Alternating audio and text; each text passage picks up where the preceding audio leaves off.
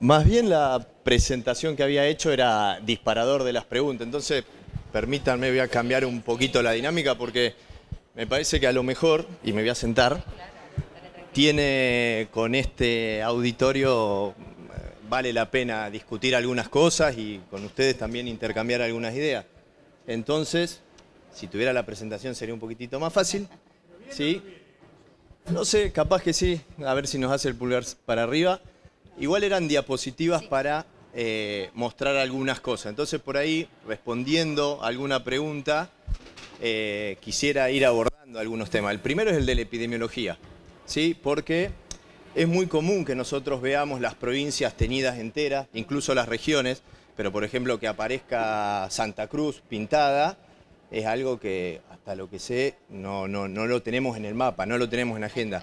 Y en segundo, claro, pero es una provincia pintada entera. Y lo mismo cuando yo veo mi provincia, Chubut, que está pintada hasta la costa, cuando ni siquiera en el área que a nosotros nos incumbe, que es el área programática Esquel, que abarca gran parte de la meseta, ni siquiera llega hasta ahí.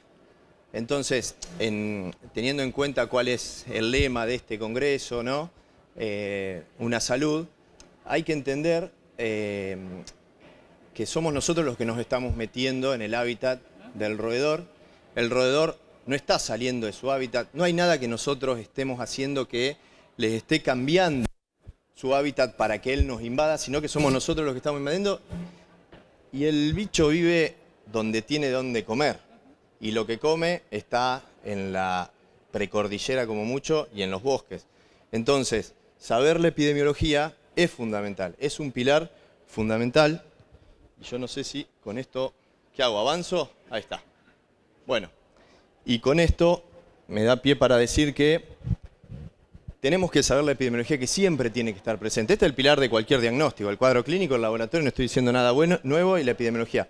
Pero la epidemiología la tenemos que saber, y en el caso disparador que tenemos, sería una novedad que el caso fuese autóctono de Cava. Entonces, el interrogatorio y llegar a ese dato, que por suerte en mi provincia ya no lo tengo que hacer yo, porque hay una especialidad que puso en escena el COVID y el HANTA ahí en nosotros, es la epidemiología.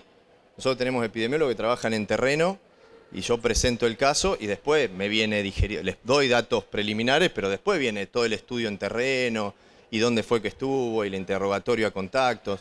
Entonces, la epidemiología es fundamental, saber conocerla, saber cuáles son las localidades que tiene. Y está perfecto que no nos cierre un caso que sea autóctono de capital. Después está el caso de San Luis, después está el caso de Santa Cruz. Pero conocer la epidemiología, el hábitat del roedor, es fundamental para el diagnóstico. Y ahí sí ir a la parte de lo que sería el cuadro clínico y el laboratorio, porque el cuadrito hermoso que lo han rediseñado, pero que tiene muchísimos años, de diagnósticos diferenciales, ¿sí? No solamente son los diagnósticos diferenciales, que todos ustedes bien conocen, sino que depende del momento en que está llegando el paciente, ¿sí? Entonces, hay una etapa inicial que quizás está desatendida, subestimada, porque no solemos pensar en HANTA en ese momento, salvo en situaciones inusitadas, como decía el Ministerio cuando fue el brote del 18-19.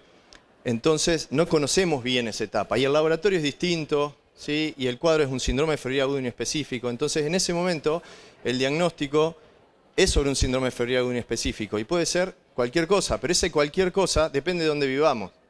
Entonces, en la lista va a estar fiebre hemorrágica argentina, pero yo en Esquel no voy a pensar en fiebre hemorrágica argentina, ¿sí? Incluso, creo que hay presentación de un caso de leptospirosis en Santa Cruz. Nosotros no tenemos en la provincia, salvo el diagnóstico de las inundaciones de Comodoro de uno de los residentes de la casa, no hay diagnóstico de leptospirosis humana en Chubut. Entonces, el síndrome febril agudo inespecífico, el diagnóstico diferencial, necesita que nosotros conozcamos cuáles son los síndromes febril agudo inespecíficos que tenemos en nuestra región. Y para nosotros en Esquel es fácil porque no tenemos dengue, no tenemos lepto, ¿sí? No tenemos fiebre hemorrágica argentina. Bien, Entonces, es nuestro síndrome febrile agudo inespecífico. Es lógico que estemos sensibilizados y que podamos pensarlo rápidamente, bien, y que además tengamos la capacidad montada en el hospital de hacer diagnóstico temprano, con PCR o con serologías. Entonces, eso es lo que quería decir, que pensarlo, hay que pensar esto, como siempre tratamos de presentar, que el síndrome cardiopulmonar por HANTA es la complicación de la enfermedad, ¿sí? No es el HANTA. ¿Sí? En nuestra casuística, 60, 70% llegan al síndrome cardiopulmonar por HANTA. Otros tantos hacen cuadros, pero no llegan a esa descripción clásica.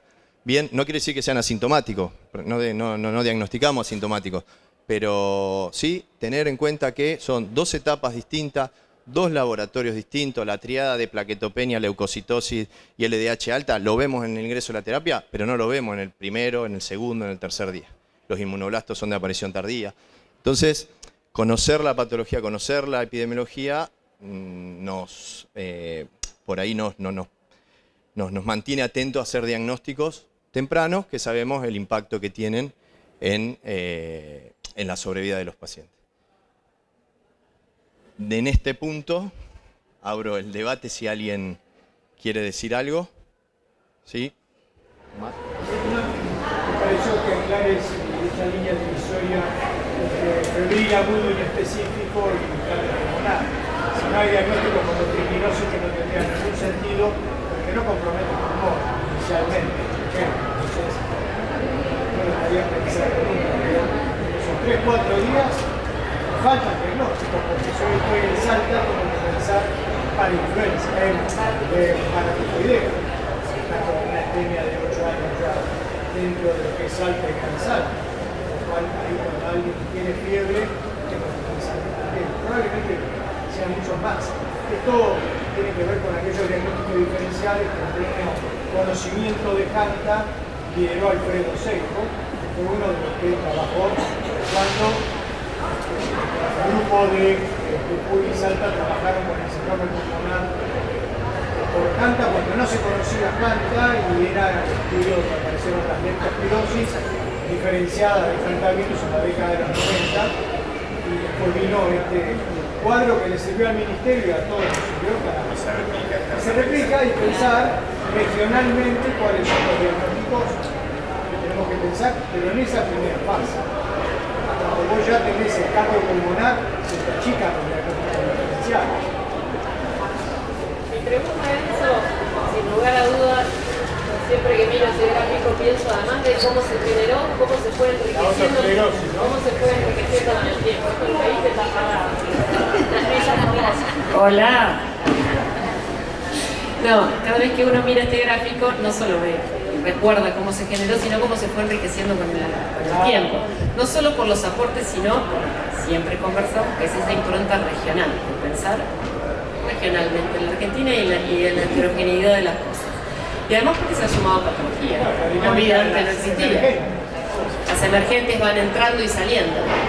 Pero mi pregunta es, en un escenario, tomemos como el de Esquel, antes del cardiopulmonar, ¿cuál sería el abordaje? O sea, ¿cómo vos te manejás en lo cotidiano con un síndrome febril agudo en específico en tu área?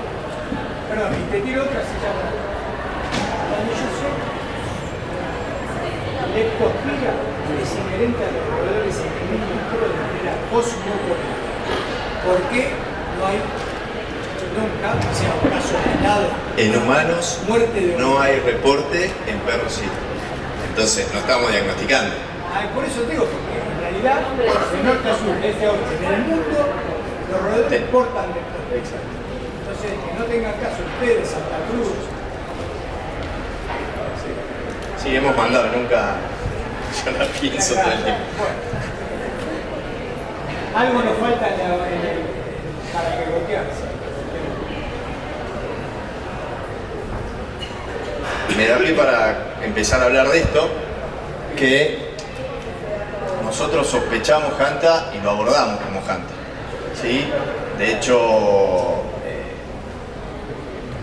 hemos tenido el gran problema nuestro fue el COVID a la hora de abordar los distintos, porque todos podían ser HANTA, ¿sí? Salvo que, no todos, perdón, porque muchos tenían, vías aéreas superiores, pero los que no tenían, abordamos muchísimo, porque desde un primer momento nosotros los abordamos como si fuesen Hanta, y en nuestra región, con la presencia del virus Andesur, la probabilidad de transmisión interhumana existe, ¿sí? Ustedes saben que no quiere decir que todos los que son virus Andes se van a transmitir, que dependiendo de las series, como mucho la serie mejor hecha con seguimiento prospectivo, que es la de Chile, la de que siguen a los convivientes de los Hanta, ellos terminaron teniendo el 13% de transmisión interhumana. Cuando vemos las cortes de Argentina, vemos que oscila, dependiendo si hay brote o no, entre el 5% y el 3%, que se transmite interhumano. Tiene un peso importante, pero no todas las cepas logran transmitirse. Pero nosotros, de Movida, actuamos como si con la posibilidad de que haya transmisión interhumana. Y quería mencionar esto porque me parece que es lo controvertido, así se llama la mesa. Se generó, luego del brote del 18-19, se hizo una publicación en el New England donde se detalló cómo fue el brote, creo que muchos la habrán visto al menos, y poquito tiempo después, me acuerdo que esto fue en el año 2022, estábamos presentando, cuando salió Sadi a recorrer el país, que fue a Madrid, miren los sellos, ¿no? Una publicación destruyendo con saña, ¿no?, este artículo, donde no se podía, yo los invito, porque ahí se ve que hay algo personal, los invito a leerlo porque es increíble, ¿no? Y esto un poquito hablando de la primera charla de hoy a la mañana, que estuvo bárbara, donde nos muestran esta lectura crítica que hubo, el taller de lectura crítica, de metaanálisis, ¿no? Donde uno puede hacer el análisis de lo que está publicado, pero eso no quiere decir que es realmente lo que pasó. Entonces, metodológicamente dicen un montón de cosas que son ciertas, como por ejemplo que no se puede confirmar que la transmisión es interhumana porque las cepas, o sea, los 32 casos que hubo, sean 99,99% compartan el genoma. Puede ser que haya una fuente común, pero que haya una fuente común a lo largo de 4 meses, ¿sí?, con regiones tan distintas, habla no solamente del desconocimiento de la región, sino de la no utilización de una herramienta, como dijo Esteban hoy en la mañana, que ellos no se quedan con eso nada más, sino que a veces levantan el teléfono y llaman a la gente para preguntarles detalles de lo que pasa. Y acá lo que pasó fue, la conclusión es que no se puede concluir que haya transmisión interhumana con los datos que se presentan, porque se puede hipotetizar sobre otras posibilidades de por qué ocurrió el brote. ¿Está? Entonces, quiero traerlo a colación porque todavía, ¿sí?, después de haber bastante bibliografía y haber al menos 2 brotes bastante grandes en nuestra región, todavía no es algo que esté totalmente, que convenza totalmente a todo el mundo. Yo no sabía que estaba ese artículo, hay un amigo, Rodrigo Angelani, es un gran Rodrigo Angelani, capo en epidemiología en Campinas, es uno de los grandes conocedores de infecciosis de América, y no es ningún improvisado. De hecho, maneja el PROMED por. Rodrigo es un tipo muy. Terminan negando la transmisión, incluso de lo que pasó en el 95-96. No, dicen que no hay elementos suficientes como para confirmar que la transmisión fue interhumana, pero de ese brote. Yo puedo decir, no sé, y cosas que se pueden charlar, no están escritas, pero por ejemplo que un taxista del Maitén, que es árido, no tiene un polilargo a 20 kilómetros cuando entra una lengüeta de bosque, puede haber adquirido Hanta por estar en el Maitén y no por haber ido al velorio donde había la viuda de uno de los casos que estaba transmitiendo activamente en ese momento y fue uno de los clústeres con 10 personas. Entonces, no, desde la publicación sí, metodológicamente que debe ser impecable, pero hay otros elementos y ahí es la deuda nuestra, nosotros como grupo que trabajamos en ese momento, pero creo que toda nuestra práctica adeudamos un poquito esto de mostrar lo que se hizo, lo que pasó, de transmitirlo correctamente, la importancia de transmitirlo correctamente. ¿No se hizo un reply? Yo no lo iba a hacer. No tenía que convencer a nadie, no sé. Pero bueno, sepan que trabajamos en este marco mundial. Y eso, un poquitito, perdón, para el otro lado. Sí quiero mostrarles esto, que es nuevo, que también es otro punto quizá de controversia que se estuvo trabajando, que se trabajó el año pasado, con el tema de qué hacemos con lo que sabemos hasta ahora de la transmisión interhumana. Saben que tuvimos un cimbronazo 18-19, la gente pasaba por Epuyén y levantaba los vidrios del auto para que no les entre el aire. Pasamos de ese punto de aislar a todo el mundo, dejarlos 45 días adentro, porque hubo un caso que nadie se animó a decir que no había tenido 42 días de incubación, aunque había evidencia que sí. Entonces se aislaba a todo el mundo. Después de hacer 5 años eso, después de haber pasado todos los aislamientos de COVID, de que aislar a alguien durante 45 días era una tarea titánica, amén de que iba a perder el trabajo y le iban a pasar 1.000.000 de cosas en su vida, se revisó esa bibliografía, se sacaron estadísticas, saber cuál es la tasa de ataque secundaria de los convivientes, y se llegó a un nuevo consenso que esto es nuevo, bien, y que esto estaba animado, se entendía de otra manera. Pido disculpas, ahora es un PDF, pero abajo de esto se ve que básicamente, se los resumo, la cuestión del aislamiento, de los contactos, ¿sí? O sea, aquellas personas que estuvieron expuestas a un caso de hantavirus, de Hantaan de Sur, con posibilidad de transmisión interhumana, se le indique el aislamiento. Y lo que era 45 días, ¿sí?, pasó a estratificarse de dos maneras. Por un lado, la estratificación del riesgo del contacto, o sea, no es lo mismo un compañero sexual, un hijo que toma la teta, un conviviente de domicilio, que aquella persona que, si bien entra dentro de la definición de contacto, porque estuvo más de 30 minutos a menos de 1 metro, ¿sí?, sin protección respiratoria, estuvo solamente eso, 31 minutos a 99 centímetros, ¿sí?, usando barbijo quirúrgico. No pueden, se entiende que no tienen el mismo riesgo. Entonces se estratificó contactos de bajo riesgo, sin dejar de ser contactos, y contactos de alto riesgo.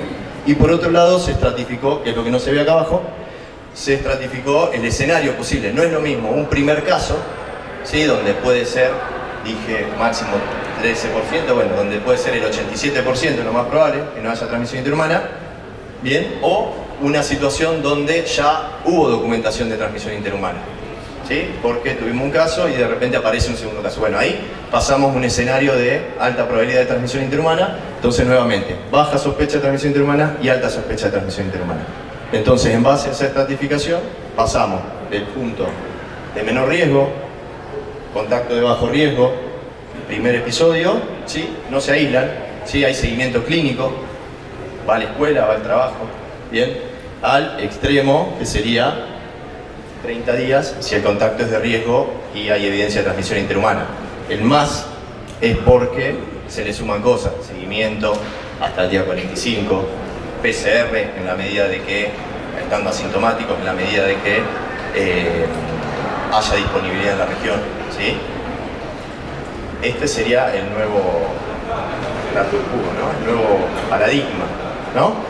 Pero bueno, ese cuadrito aparecía porque hay que ver después qué es lo que pasa, ¿sí? La realidad puede ser otra. Estamos en un nuevo periodo de análisis, ¿sí? Hoy tenemos en el hospital internada una paciente con Hanta que está dando de lactar a su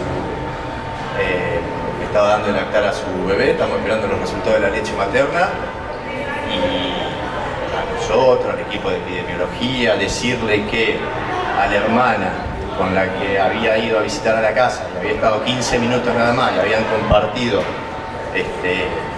la mesa, la íbamos a mandar al trabajo.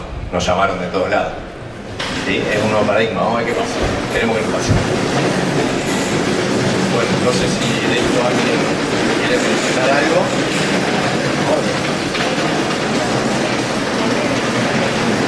Bajar de 45 a 42,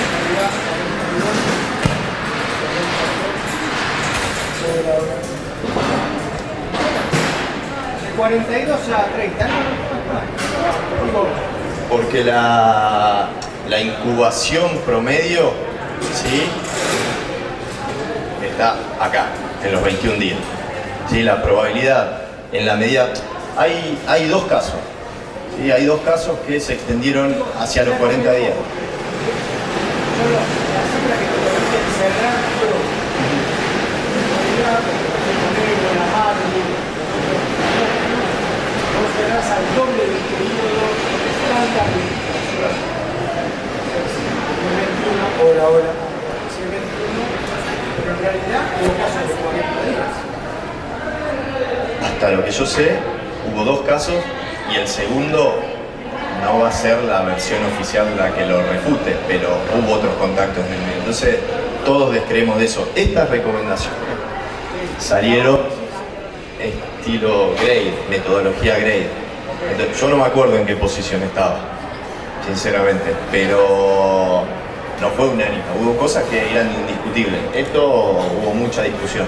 Y mucho tiene que ver con que el paciente aislado tiene todas las complicaciones de su vida social, laboral, y además porque hay que hacer algo con ese paciente, hay que solucionarle unas cuantas cosas, ¿sí?, de su vida diaria, y además hay que organizar el seguimiento. Entonces hubo mucho de la revisión que fue producto de la dificultad que implica tener esta persona aislada, no pensando totalmente en evitar el siguiente brote. Si queremos evitar el siguiente brote, bueno, seguimos con las metodologías. Ahora, ¿a qué costo estaríamos evitando el siguiente brote?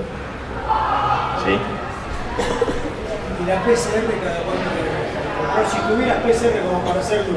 Escrito dice cada 5 días. Programar 5 días es medio imposible, porque si le sacamos lunes, el día 5 es el sábado. Y no la procesamos hasta el lunes. ¿Para qué le vamos a sacar el sábado? Entonces le estamos haciendo una vez por semana. Con una utilidad que no sabemos. Se supone que podemos anticipar, ¿no? Que la PCR anticipa los síntomas. Ahora, ¿en cuántos días? ¿Sí? Bien, acá en Argentina, los más tempranos fueron, creo que 3 días antes del desarrollo de los síntomas. Y la verdad que el resultado de ese paciente que tuvo 3 días llegó cuando el paciente estaba internado. O sea, no nos dio la velocidad para hacer todo. ¿Qué intervención hay? La primera es el aislamiento, ¿sí?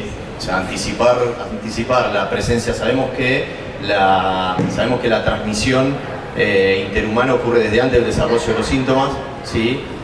Bien, otro punto discutible, pero el modelo que se usa ahora es 2 días antes de la aparición de síntomas. Entonces, si nosotros lo detectamos antes del desarrollo de síntomas, vamos a estar aislando a esa persona antes de que genere nuevos contactos.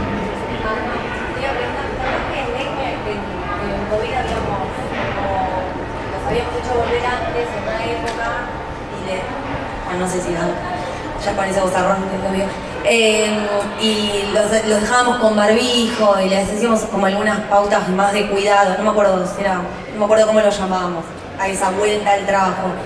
Pero nada, ahora que decirlo de la PCR sería las pautas de cuidado que le das por hacerlos volver antes, digamos.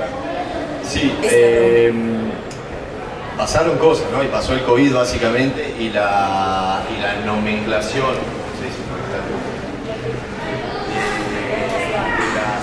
Las enfermedades transmitidas por aire cambió desde el CDC, ¿no? Que ahora sabemos que no solamente importa cuál es el germen, importa cuál es la ventilación del ambiente, el flujo, la dirección, lo que estemos, no sé, el clima, o sea, a tal punto que ya es difícil entender qué cartelito tenemos que colgar en la puerta del paciente, ¿no?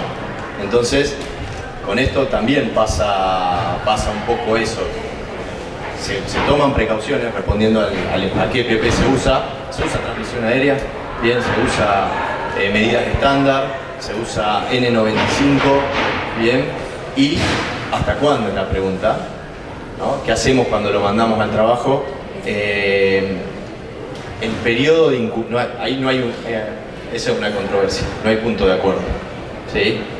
En base a lo que pasó con la transmisión, lo que sabemos de transmisión por los casos, extrapolando los casos que hubo, sabemos que hubo casos de contactos estrechos de 48 horas antes del desarrollo de los síntomas como único contacto. ¿Entendés? Antes de que el paciente enferme, 48 horas, tuvo una única vez con una persona, esa persona enferma.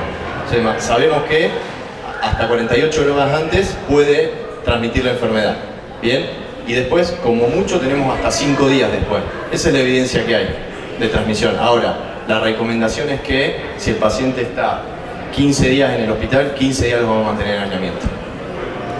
¿Sí? Entonces, para nosocomio es una cosa, nos tenemos 15 días. Ahora, el paciente se va de alta del hospital, al 5.º día no va a estar en condiciones de volver a trabajar, pero podría, sin aislamiento. Pero sí vuelve para estar con la familia. Sí vuelve a domicilio. Sí. Igual, ese es otro punto desatendido del HANTA, la convalecencia. ¿No? Mamita, porque salen y suelen tener estadías prolongadas, pero aquellos que incluso no las tienen y se van a la semana de alta, astenia, anemia, digamos, cuesta un montón volver a la vida previa. ¿Ya la hora? Bueno, quedó otro punto de controversia y lo dejo ahí nomás, que son los tratamientos. Simplemente como para contar algo que se dijo, ¿no? Así, 2 palabras.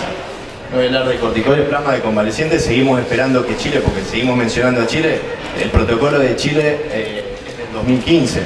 O sea, bajan la normativa, dicen todo lo que hay que hacer, está todo detallado, hermoso, pero los datos de qué pasó de 2015 hasta ahora no están abiertos. Así que ninguna certeza con plasma de convalecientes. ¿Sí? Eso quería decir nada más.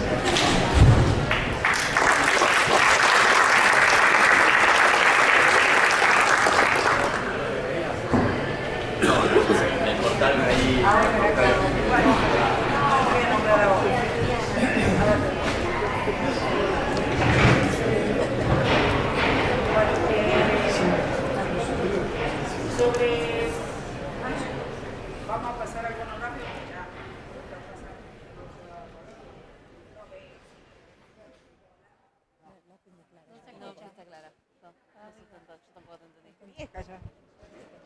Bueno, esto es lo que preguntamos, que esto ya lo dijimos, no hace falta que si hubo desmalezamiento, se ha visto, que si hay convivientes, eso es importante saber. Como dijo Enzo, de dónde vienen, y como dijo Julián, de dónde viene el paciente. Ay, esto para que pase, chiquito. Bueno, la epidemiología no hace falta, puse la del lactante porque, de la lactancia porque es lo que es una de las controversias importantes, pero es decirle a la madre, trata que no, y sería muy importante, y la interhumana.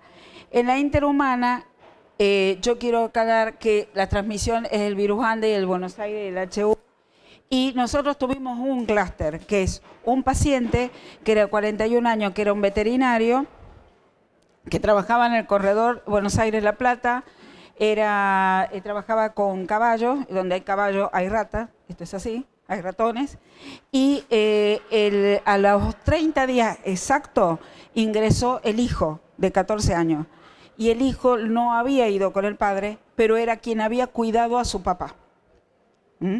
Entonces creo que es uno de los clústeres que es importante, este fue el trabajo que se presentó, y lo vimos, o sea, no hace falta, los que nos discuten el interhumano no nos pueden discutir mucho. Otro de los clústeres fue porque hay 5 clústeres publicados, por lo menos viejos, pero bueno, fue el que viajó de Mar del Plata a Neuquén, el que lo ayudó, el segundo que viajó, otro que simplemente fue a visitar al segundo que había ayudado, que hizo los síntomas, y no había viajado a ningún lado y era 22 días. Y el chico fue a los 30 días exactos de que el padre empezó. El padre no traje las placas, pero el padre entró y a las 8 horas murió. Bueno, voy a pasar rápido. Bueno, esto es lo que sacamos del consenso que se hizo, que estuvieron todos presentes, Sadi, Sati, la gente del norte, pero por supuesto fue sobre el virus Ande. Esto lo vamos a pasar, que es lo que seguimos todos teniendo. Y por supuesto el aislamiento, que es lo que habló Enzo, de cuánto el 21 días, esto llevó a varias discusiones, y se piensan, pero es importante saber, como dijo Enzo, cuánto es el tiempo que tiene que estar una persona y a qué distancia tiene que estar esta persona para saber lo que son contactos estrechos. Y este trabajo del 24, que está a mí me pareció muy interesante, que hasta el día 16 seguía encontrándose el genoma del virus en las distintas secreciones de los pacientes. ¿Cómo asistimos a los pacientes?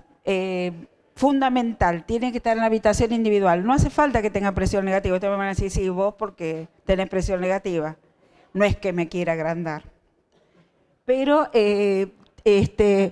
podemos poner los filtros EPA que tengan purificador con filtro de alta eficiencia. Entonces esto es importante, esto lo aprendimos también con el COVID. La higiene de mano, eso no hace falta ni que ponerlo, los 5 vasos. Ingresar a la habitación con el barbijo N95, esto fue discusión en muchos lados. Yo creo que ya nadie atiende a un paciente sin barbijo y ante el posible contacto con secreciones, vestirse. Ponerse el camisolín, antiparras si es necesario, los guantes, todo bien colocado. Si está en asistencia mecánica, tenemos que poner los filtros en la rama expiratoria y el sistema de aspiración cerrado, que eso lo tenemos en todas las terapias, eso ya está normalizado. Restringir las visitas, que bueno, a veces no se puede, pero bueno, se intenta. Y durante el traslado ponerle mascarilla al paciente, por supuesto, sin asfixiarlo. Bueno, en cuanto a las controversias, me parece que me pasé uno, pero espera, porque yo soy... ¿Es para atrás, para adelante? No sé dónde estoy pasando, perdón. No, estoy para atrás. Para acá. Bueno. Vamos a hacerlo corto, porque si no se me van a ir... Me parece que estoy pasando para cualquier lado, chicos. Bueno. No, espera. Acá está, los predictores. Se buscó cuáles eran los predictores de mala evolución. Y fundamentalmente es el aumento del hematocrito. Esto se hizo en consenso. La presencia de inmunoblasto y la elevación de la GOT y prolongación del tiempo de tromboplastina. Cuando nosotros hicimos en nuestros pacientes, que van a ver un póster que lo presentan mañana de 33 pacientes, nosotros tenemos síndrome cardiopulmonar por hantavirus, nosotros tuvimos aumento del LDH, aumento de la GOT, neutrofilia, ¿se acuerdan de la paciente de NAVE? Más del 95% tenían plaquetopenia, hipoalbuminemia y hipoproteinemia, el 100% presentó imagen con compromiso intersticial bilateral y un 42% tenía derrame pleural. Es importante saber cómo vamos a tratar el HANTA, siempre sabiendo que el HANTA se divide o se estratifica en tres. Aquel que tiene la injuria pulmonar moderada pero sin inestabilidad hemodinámica, aquel que tiene una injuria grave pero que tiene inestabilidad hemodinámica pero tiene respuesta al tratamiento, y este que llegamos tardísimo, que es la injuria pulmonar grave con shock refractario. Esto, bueno, entonces, ¿cuál es el tratamiento que vamos a tener? El tratamiento de sostén es el tratamiento de sostén que tenemos que hacer a cualquier paciente que está grave, ¿sí? Que está en un paciente crítico. Internación temprana en terapia intensiva, monitoreo, balance de líquido, evitar la hipoxemia, ventilación mecánica temprana, ventilación no invasiva. ¿Ustedes qué dicen? Por ejemplo, BNI o CAFO o cánulas de alto flujo. Nosotros hemos tenido pacientes en sala, está bien, la indicación es siempre importante que el paciente esté en un centro que tenga, un centro que tenga terapia intensiva indiscutiblemente, pero y intubación precoz y el uso precoz de inotrópicos, pero hicimos alguna experiencia usando ventilación invasiva y no todos terminaron intubados, ¿sí? Lo cual no quiere decir nada, a ojo buen tubero, pero digamos, es algo que hemos observado. Bueno, nosotros lo que tuvimos con ventilación no invasiva tuvieron una mejor evolución, creo que, bueno, estaba menos grave tal vez, ¿no? El control estricto de la hemodinamia, el control de los líquidos, si no después tenemos que ir a recurrir a Rosana, los inotrópicos tempranos, medida de bioseguridad, control de las fiebres, mialgia y por supuesto no se les ocurre ponerle aspirina al paciente. ¿Qué vamos a querer? Las metas que queremos con todos los pacientes, nada más que a veces no quieren los pacientes. Piel tibia con buena perfusión distal, ver que tenga buen relleno capilar, que es lo que se usa ahora, no usamos tanta ciencia, ahora volvimos al relleno capilar que hacíamos cuando yo era estudiante. Saturación de oxígeno mayor de 90, una TAM mayor de 70, que tenga un ritmo diurético mayor a 0.5 mililitros kilo hora, un índice cardíaco mayor de 2.5, bajar el lactato menos de 4 y la saturación venosa que sea mayor a 70. ¿Qué ponemos? ¿Corticoides? Bueno, este es un trabajo que hicimos, acá está Mili, que también estuvo en este trabajo, que lo hizo Pablo Saúl, también que hace en el año 21, nosotros vimos si se podía usar los corticoides o no, porque nosotros históricamente usábamos los corticoides en terapia intensiva. Lo que vimos que se habla de la acción antiinflamatoria e inmunomoduladora. Sabemos que está indicado en el distrés, sobre todo con PAFIs menores a 300, en pacientes que están distresados tendrían indicación, y el cardiopulmonar por Hanta sería una de las indicaciones. Pero, cuando se hizo el consenso, digamos, lo que vimos es que no se recomienda en forma rutinaria, porque si bien no hay mejoría, son seguros, o sea, no le hace daño al paciente, salvo que el paciente tenga una úlcera, y los estudios muestran que el uso de corticoides es seguro, no tiene reacciones adversas, no prolonga la replicación viral y podría hacerse cuando se hacen tempranamente. A medida que va pasando los días y que vos vas corriendo para ponerlo, tenés peor evolución. ¿Qué usamos nosotros? Nosotros usamos metilprednisolona, hacemos 1 gramo 3 días. Antes hacíamos 10 días que hacíamos el switch, que lo íbamos disminuyendo a vía oral y lo íbamos disminuyendo, y actualmente estamos como lo que hicieron los chilenos, que hacen 3 días, quiero decir. Es algo de muy baja calidad de evidencia y débil fuerza de recomendación, pero es para tener en cuenta. Acá está. El plasma de convaleciente, bueno, se sabe que aquellos pacientes, si pudiéramos dosar los anticuerpos neutralizantes, si es inversamente relacionado con la mortalidad, con la sobrevida del paciente. El Ministerio de Salud de Chile habla de que tendría que estar indicado, la dosis sería en casos compatibles o confirmados. No tienen en todos lados, sé que tienen algunos hospitales, pero como dice Enzo, no te terminan de decir absolutamente nada, creo que no tienen mucho que decir. La dosis serían 10.000 unidades kilo de peso, en una dosis única. Si va a ser ECMO, se puede hacer. En caso que el paciente esté conectado a ECMO, se debe dar una doble dosis. ¿Cuál es el problema? El problema es que no hay muchos pacientes, no hay mucho plasma, y aquellos que podrían ser donantes y hayan hecho ECMO, tienen que pasar más de 6 meses para que puedan ser donantes de plasma. Bueno, esas son las conclusiones. Podría ser, como todo, podría ser, pero tampoco tenemos respuesta. Todos nos basamos en los chilenos y nada. La ribavirina, está Enzo. ¿Querés hablar vos? No voy a hablar de tu trabajo, Enzo. No, la evidencia con ribavirina, la conclusión finalmente es que hay que seguir estudiando. Pareciera que los fundamentos de la literatura que hay, que todos los trabajos citan, ¿sí? Que el trabajo con Hanta del Viejo Mundo, ¿no? y la distribución de la necesidad de diálisis, bueno, eso no está replicado. Son estudios de la década del 90, no está en ningún protocolo, hasta lo que sabemos, del paciente con Hanta que automáticamente le ponen el Seúl ribavirina, eso no es así, ¿sí? Y un estudio que por cuestiones metodológicas, ¿no? No está publicado, que es el que todos estábamos esperando que se abra, que era metódico, tienes acceso, ellos no llegan a la conclusión, a las mismas conclusiones que llegan los primeros autores. Entonces el fundamento teórico de la ribavirina para el Hanta del Viejo Mundo, falta ahí un poquito de fortaleza, ¿no? de evidencia.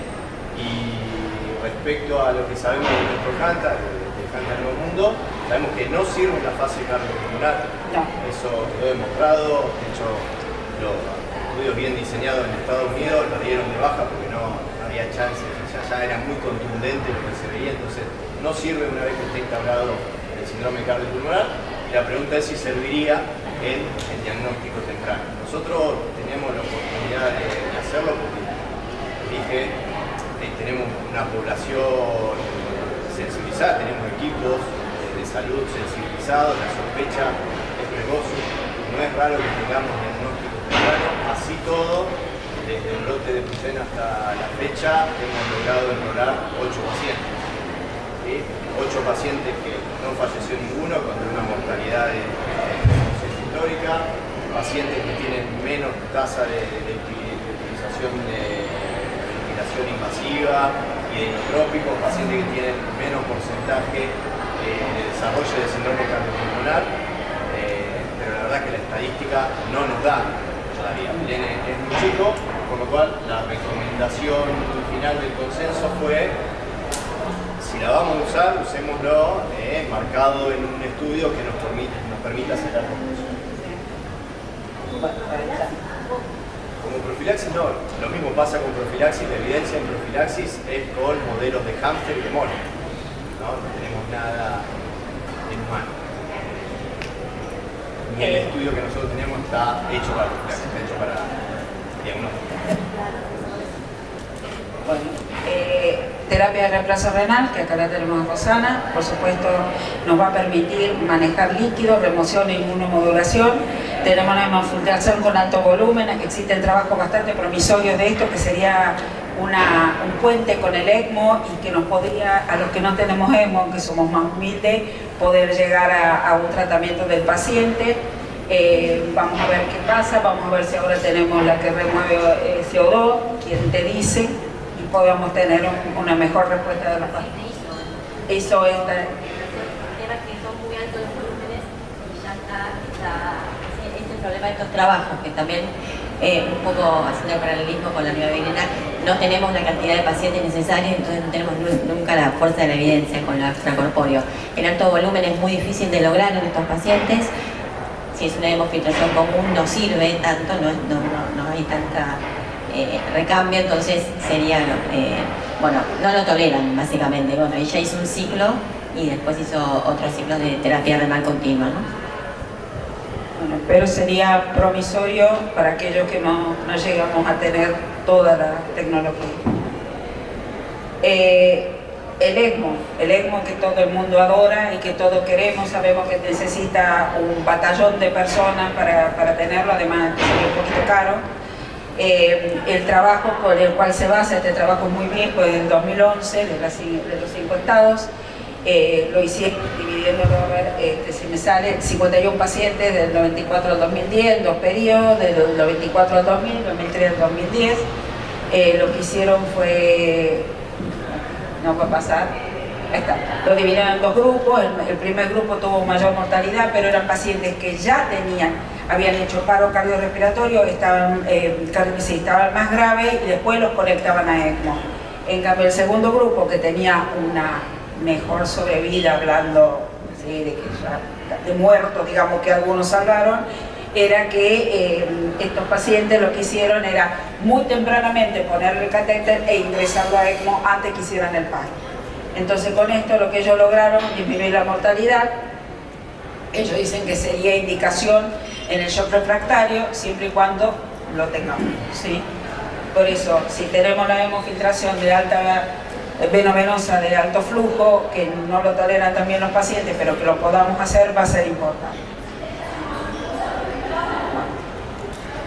El tocilizumab, que lo están haciendo en Bariloche, sé que tuvieron algunos pacientes, algunos con éxito. Según nosotros tuvimos residentes que nos fueron contando, me pasaron el protocolo, no lo encuentro más. Se perdió en algún lado mi protocolo. Tiene un fundamento teórico, sí, para llevarlo a la práctica. Sería el desencadenante de todo esto. Bueno, ustedes saben que otra de las cosas que se han propuesto, hasta las estatinas se prueba para esto parece el ébola, viste que todo el mundo le quiere poner el todo, pero bueno, así es. Pero la cantidad de pacientes que hay no es suficiente. Y no es lo mismo, como hemos dicho, los pacientes que tenemos nosotros, central o sur, a los pacientes que tienen en el norte. Estamos hablando de algo totalmente distinto. Y bueno, y no se olviden que todo empezó por un ratón. Muchísimas gracias.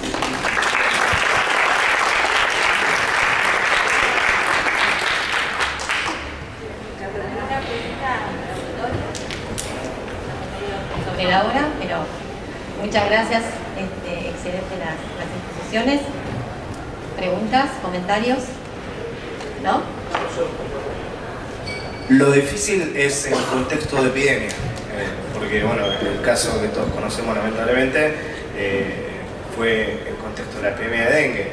Los síndromes febriles agudos en específicos es muy difícil agarrar un hantavirus, diagnosticarlo en la fase temprana. Más fácil es diagnosticarlo en la fase cardiopulmonar. Y la verdad que por suerte tenemos las herramientas en nuestro hospital diagnósticas para poder hacerlo y para plantear obviamente el tratamiento, pues son muy diferentes los tratamientos.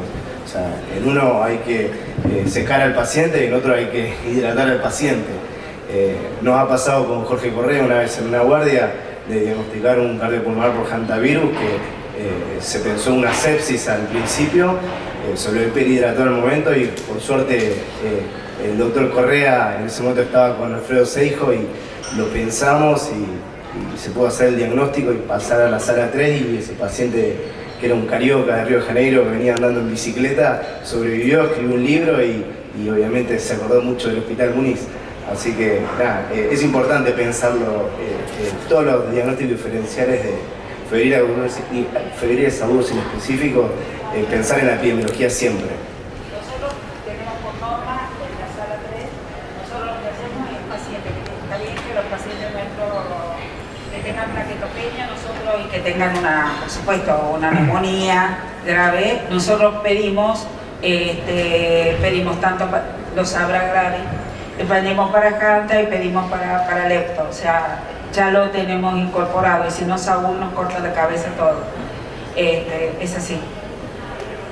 También, bueno, quería preguntarle a la doctora Poustis justamente lo mismo, que es la representante de nuestro hospital en materia de diagnóstico de hantavirus, con respecto a lo que es la metodología diagnóstica y la rentabilidad de la primera muestra cuando se sospecha, cuando tenemos una alta sospecha, con respecto a la serología y obviamente, bueno, sí, el diagnóstico molecular.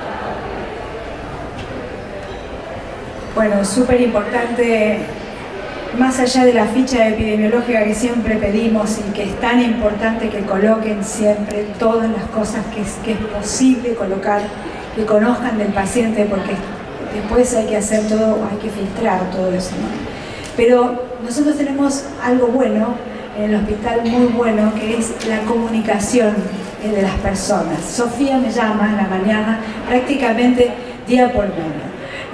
Con terapia intensiva también tenemos una muy buena comunicación. La comunicación con los compañeros es tan importante, que eso es lo que nos permite a nosotros, a veces no es tildar una ficha epidemiológica, sino eso que te dicen, che, pero estuvo en tal lado, y eso a uno ya le picó y uno tiene que responder frente a eso. No es una muestra más. En primer lugar quería decir eso, que es importante. Y lo otro, bueno, nosotros hacemos IgG e IgM, es en un ELISA directo, ¿sí?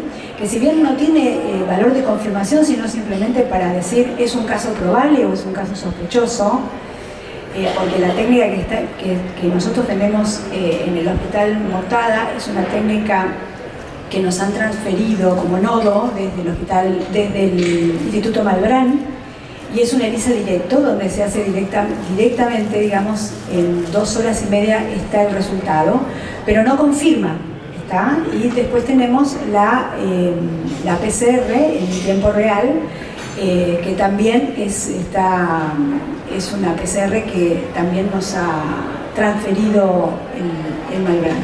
Por supuesto, en todos los casos siempre hemos tenido muy buena respuesta en cuanto a los resultados y tratamos obviamente en cuanto llega la muestra, tratar de resolverla en el mismo día. A veces sucede que llega la muestra y por ahí, como nosotros, entra la muestra y a veces queda para el otro día. Puede suceder que el paciente entró a la noche, puede suceder. Bueno, pero tratamos siempre de resolver en el día esta cuestión porque, bueno, es importante también para el terapista y para saber cuáles van a ser las medidas para manejarse con el paciente, ¿no? Lo más importante. No sé si contesté. Okay. Si me permitís algo, sumado a lo que dice Gladys, a veces las realidades en el interior del país no es igual, como vos hablabas de la buena comunicación de tus compañeros, las guardias y los médicos del hospital, a veces las realidades en el interior no son las mismas. Y a veces las guardias no hay tanta gente probablemente que la que haya en el Hospital Núñez. Desconozco, entonces a veces las fichas epidemiológicas, o por lo menos las que muchas de la gente de Arbovirus acá también me puedo apoyar en esto, no están completas, claramente. A duras penas tiene el nombre del paciente. Entonces a veces epidemiología no tiene, tenés el recuento de plaquetas, sí, se iluminó, entonces es hiper difícil, ¿sí? Pero viene con sospecha de hantavirus, ¿viste? Entonces vos tenés que tratar de comunicarte con el médico que estuvo de guardia, que es terrible a veces porque no das con ese médico, de ver un montón de otros datos de ese paciente, porque se pensó en hantavirus, entonces a veces es complicado, entonces, y todo esto lo que te lleva es tiempo, claramente, porque el paciente además, no voy a hacer hincapié en ninguna provincia en particular, pero no va al médico el día o el primero o segundo día que inicia con síntomas, ¿sí? Probablemente vaya con la fiebre nada más, como primer inicio, al tercer, cuarto, y si puede y le permite su trabajo. Entonces a veces también por eso llegan en estados bastante complejos a consultar, por eso también el poder transferir las metodologías a las provincias es muy importante porque claramente el diagnóstico se hace mucho más rápido. Las metodologías, ya sea de uno o del otro laboratorio de referencia, son todas metodologías in-house, no hay metodologías comerciales que se estén usando en el país, no están validadas, hasta que ahora hay muy pocas dando vueltas a diferencia de otras patologías. Eso también es importante resaltar. Las metodologías que tenemos nosotros transferidas del INEP sí confirman, es una metodología también de ELISA y las PCR en tiempo real. Pero bueno, era sumarle a lo que decía Gladys del tema de la rapidez y demás, a veces no en todos los lugares es de la misma manera, ¿no? Una cosita, ese es otro punto de controversia, porque hablando en esto de la transdisciplinaridad, ¿no? Se han hecho muchas mesas de trabajo con Hanta y cuando vos tenés al epidemiólogo que no quiere que se le escape ningún caso, sensibiliza la definición de caso, ¿está? Pero por el otro lado, como yo dije, en Esquel es fácil, porque tenemos un síndrome específico. En cambio, en un brote, o en un brote de dengue, o sea, sensibilizar el caso significa para el laboratorio procesar 100 muestras por día. Entonces ese punto es un punto de controversia y tiene que ver con qué es lo que queremos hacer, qué queremos frenar, qué queremos atender, qué queremos desatender o entender las dificultades que va a traer el caso. Entonces ese es otro punto de controversia, la definición de caso y la bendita planilla trata de llegar a un punto de equilibrio con eso.